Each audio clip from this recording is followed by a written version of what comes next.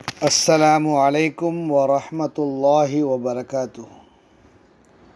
அல்ஹம்துலில்லாஹ் வஸ்ஸலாத்து வஸ்ஸலாமு அலா ரசூலில்லாஹ் அம்மா பஅத். அன்பு குறித்தான சகோதர சகோதரிகளே,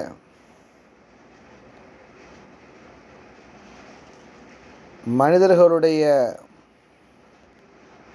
இந்த உலகத்தினுடைய நிலை என்னவென்றால், ஒரு மனிதன் தன்னுடைய இலக்கை நிர்ணயித்து அந்த பாதையை நோக்கி பயணம் செய்து அதற்கான பல தியாகங்களை செய்து அந்த இலக்கை அடைகிற பொழுது அவன் பிறரால் போற்றப்படுகிறான், பெருமை கொள்கிறான். ஆனால் இஸ்லாத்தை பொறுத்தவரை இலக்கை நிர்ணயித்து தன்னுடைய பயணத்தை இலக்கு நோக்கி ஆரம்பித்தாலே போதும், அந்த இலக்கை அடைந்ததற்குரிய நன்மைகளை முழுமையாக பெற்றுக்கொள்வோம். இதுதான் உலகம் மார்க்கத்தினுடைய வித்தியாசம். அற்புதமான வரலாறுக்கு சொந்தக்காரர் லம்ரா இப்னு ஜுந்துப் ரலியல்லாஹு அன்ஹு அவர்கள் வயது முதுமையின் காரணத்தினால் மக்காவிலே இருக்கிறார். ஹிஜ்ரத் கடமையானது.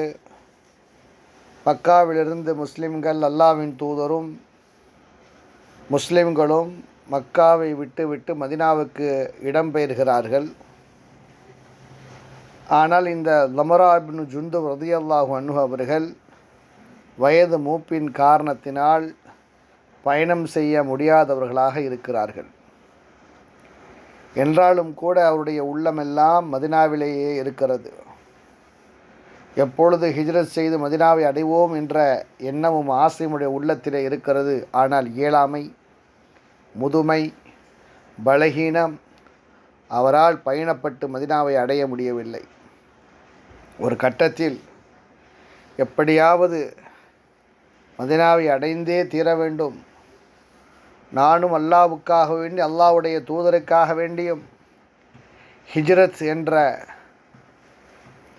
ஊரை விட்டுவிட்டு மதினாவை தஞ்சம் புக வேண்டும் என்ற ஆசையில் தன்னுடைய பிள்ளைகளை அழைத்து சொன்னார்கள், ஒரு கட்டிலில் என்னை படுக்க வைத்து என்னை தூக்கி கொண்டாவது மதினாவுக்கு சென்று விடுங்கள். தந்தையினுடைய உத்தரவுக்கு இணங்க வயது முதிர்ந்த அந்த தந்தையை கட்டிலில் கிடத்தி மதினாவை நோக்கி பயணப்படுகிறார்கள்.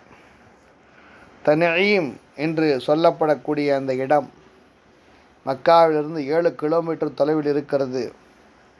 அந்த இடத்தை அடைந்ததும் அவருடைய நோயும் அதிகரித்தது. மதினாவுக்கு செல்ல முடியாது, மரணம் நெருங்குகிறது என்பதை அவர் உணர்ந்து தன்னுடைய முழு பலத்தையும் ஒன்று திரட்டி எழுந்து நின்று 2 கைகளையும் ஒன்றோடு ஒன்று தட்டியவாறு கூறினார், யா அல்லாஹ், இது உனக்கான எனது விசுவாச உறுதிமொழி. மீண்டும் ஒருமுறை கைகளை தட்டி சொன்னார், யா அல்லாஹ், இது உனது நபிக்கான எனது விசுவாச உறுதிமொழி என்று சொல்லி அப்படியே தரையில் விழுந்து மரணித்தார். லம்ரா இப்னு ஜுந்துப் ரலியல்லாஹு அன்ஹு அவர்களுக்கு என்ன நடந்தது என்பதை நபிகளாருக்கு ஜிப்ரீல் அலைஹிஸ்ஸலாத்து வஸ்ஸலாம் அவர்கள் மூலமாக அல்லாஹ் அறிவித்து கொடுத்தார். அந்த செய்தியை தனது தோழர்களுக்கு அல்லாஹ்வின் தூதர் ஸல்லல்லாஹு அலைஹி வஸல்லம் அவர்கள் சொன்னார்கள்.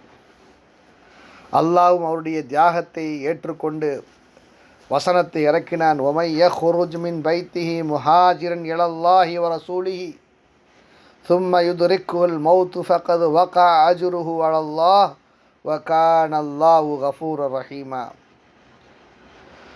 இத்தகைய நிலைமையில் அல்லாஹ்வுடைய பாதையில் தான் இருந்த இடத்தை விட்டு எவர் வெளியேறி விடுகிறாரோ அவர் பூமியின் வசதியான பல இடங்களையும் சௌகரியத்தையும் அடைவார்.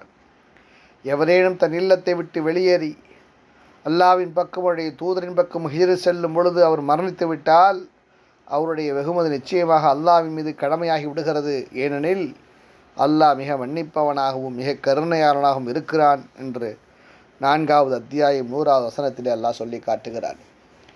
ஆக அருமை தோழர்கள் நண்பர்களே, எவர் ஒருவர் இலக்கை நிர்ணயித்து அந்த இலக்கை அடைய பயணப்படுகிறாரோ அல்லாஹு தாலா அவருடைய எண்ணத்தின் அடிப்படையில் நீயத்தின் அடிப்படையில் அவருக்கு முழுமையான நல்ல கூலியை கொடுக்கிறார். ஆக நாமும் ஏதேனும் மார்க்க விஷயங்களில் அழைப்பு பணி செய்கிற பொழுது இந்த நிகழ்ச்சியின் மூலமாக பலன் கிடைக்குமா, இந்த நிகழ்ச்சியின் மூலமாக அது பிற மக்களுக்கு போய் சேருமா, இது சரியாகுமா இல்லையா என்ற எந்த எண்ணமும் ரிசல்ட்டும் பற்றி கவலைப்பட தேவையில்லை. இன்னி உறுதியான எண்ணத்தோடு நீயத்தோடு இஹ்லாஸான எண்ணத்தோடு அந்த செயலை செய்கிற பொழுது அல்லாஹு தாலா அதை செய்ய முனைந்ததற்காக வேண்டி முயற்சி செய்ததற்காக வேண்டி அதற்குண்டான கூலியை நமக்கு அதிகமாகி கொடுப்பான் என்பதில் எந்த சந்தேகமும் கிடையாது. ஆக முயற்சி செய்வோம், அதை முடித்து வைப்பது அல்லாஹ்வுடைய கையில். ஆகவே நாம் எந்த பிரதிபலனையும் எதிர்பார்க்காமல் அல்லாஹ்வுக்காக வேண்டி அல்லாஹ்வின் தூதருக்காக வேண்டி இந்த இறைப்பணியை நாம் செய்கிற பொழுது அல்லாஹ் நமக்கு அதற்குண்டான கூலியை பரிபூர்ணமாக இவ்வுலகத்திலேயும் மறு உலகத்திலேயும் தந்தல் புரிவான். வாஹிரு தாவானா அல்ஹம்துலில்லாஹி ரப்பில் ஆலமீன். அஸ்ஸலாமு அலைக்கும் வரஹ்மத்துல்லாஹி வபரகாத்துஹு.